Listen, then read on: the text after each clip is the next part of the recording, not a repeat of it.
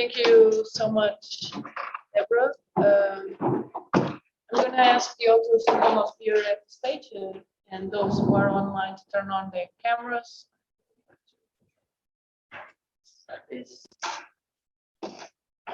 And we are going to open our discussion session right now. It was very interesting. I will start.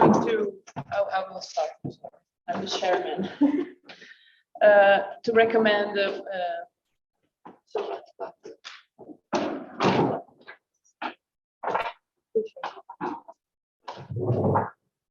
I was going to say to Mariana and to Professor Eduardo, maybe you could use some ultraviolet radiation to check on the remains of organics.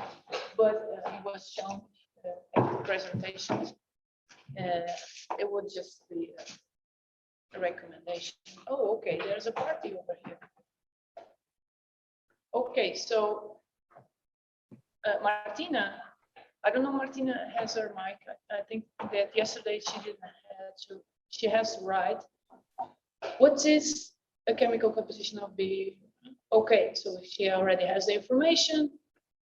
Use of remains of EDTA could be problematic on plaster as it is strong shelter which can react with calcium in plaster, and an advice you could monitor removal by UV light, exactly. Agar residue. So, oh, okay, Professor Eduardo already answered. I don't know, Professor, if you want to elaborate, 2 minutes of elaboration. Thank you. I have already answered to Martina, but Martina asked me, has manifested her worrying about using a strong calent agent as EDTA. Because it could damage the plaster surface, but that's why we use it in a gel as a medium, because we could control it much better, and the damages wouldn't be so strong, and we didn't realize any damages at all. Thank you. Thank you. Does anyone want to continue? Oh, okay. Can you speak? Yes. Thank you for the contribution. Really nice question. And I have a question for Mariana as well. And my question concerns the evaluation methods which are going to apply for the application of laser as well as chemical cleaning. Thank you. Mariana, you want to answer? You can ask from there. That's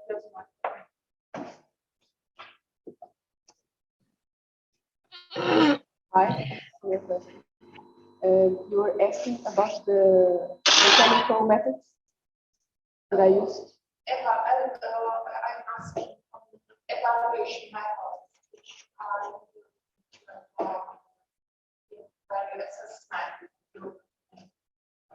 I think she's talking about the condition of work. Or was the condition of the artwork? Is that it? No. Which analytical methods are you looking to use for the assessment? On cleaning on chemical cleaning, right? Yes.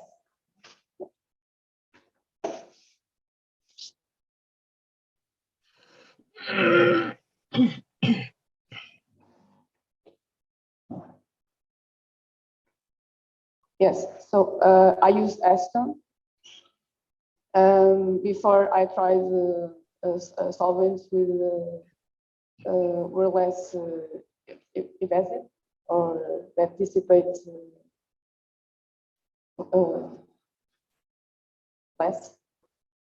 And then I figured out that acetone that dissipates really fast was the right method, and that works the better.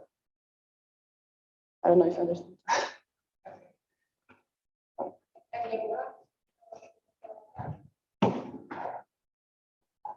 Hello, thank you for your question. So for me, our cleaning tests were already done because there was a conservator that went to Palácio da Pena and she tried, it was asked for the removal of these spots, and she tried the acetone to see if it would come out, but the spots wouldn't come out, and only the shellac came out. And she already had done this. And normally here at our university, we use the acetone because it's evaporates easy, much more easier than others. And so it's for us using the plaster that has no finish, it's better. And that's how I know I could use acetone because tests were already done and the plaster was okay because this was done back in 2018. So. But I'm asking more on laser cleaning. Okay, so laser cleaning, I haven't tried yet because this is an ongoing project. This was just something that I was invited to do. And we were like, okay, let's try this as an experimental. Since we have this problem, let's try this. And now I haven't done the laser cleaning yet, so I can't get you more information about it, about the process, because it didn't happen yet because of all this pandemic situation. But this will be an experimental thing to use. And I think that this project is really good for us because there's not much information or articles about the usage of laser in the conservation of plasters. So this will be a value, a much value for our article collection in Portugal, because we have loads of articles in America and all of that, but in Portugal, specifically from the plasters, we don't have many. So this is like an experimental to show how it could be done. Thank you. I want to say something as a teacher and about the cleaning of the plasters. I think, and I would say to the students, less is more. And I don't want to put in the surface of the plaster chemicals, because maybe 10 years in the future, if anyone wants to study the plasters of the 19th century, 18th century, 20th century, if we put the chemical, the plaster is different. So if I use the XRF, I don't know if I say okay, Professor Mafalda do the analysis of the plaster. Everything we put in the plaster stay in the plaster. Even that this kind of the methodology, even the acetone is a minimum time in the surface, but we have much care. I believe that only remove the dust is the primary. The chemical is only if we don't have the layer of the plaster. So it's not like Ruskin say, do not touch. It's not like them, like he. We touch, we clean, but we are not invasive in the plaster. Less is more, I think. Anyone? No? I have a question, Professor, if I may. go ahead. For Marta, I agree that we must be conscientious and careful with the plaster surface. But sometimes we have great challenges in the cleanings, and we don't know what are or what could be the damages of laser too. It would be very advised to evaluate by analytic methods the effects of, if there are any effects of laser cleaning. as I could understand, I think you were trying to clean biological spots with laser in the bush of Dom Fernando, I think. Um, I have some doubts if with proper conditions in the future, high values of relative humidity and temperature oscillations, if you won't have another biological infestation. Because these cleanings of biological spots must be supervised with the help of microbiologists. My experience with stone is that, and mural painting here in the north of Portugal, is that microorganisms are the worst to be eradicated in inorganic supports. And if in stone the hyphus keeps in the atomic structure of the materials, of course, in the plaster, that it's much hydrophobic, it would happen the same. So these laser cleaning are very promising, but I think that they must be evaluated. And if they are, if they could be a method, and they are, you consider that this is a sustainable method, because I think you were thinking about of less damage. I'm not saying that they could be damaging the plaster. I'm not sure, because I don't have any data that can confirm my suspicions. But laser is very expensive, and you only can clean by laser a minimal percentage of cultural heritage. Thank you. Dear Professor, Professor Marta, you want to elaborate? Yes.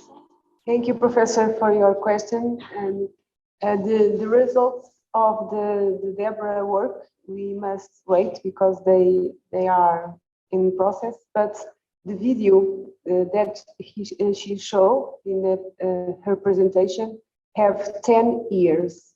Mm-hmm. Experience was made by me and by Adelia, and in Montserrat and Montserrat Palace, in the plaster of the Montserrat, of the walls.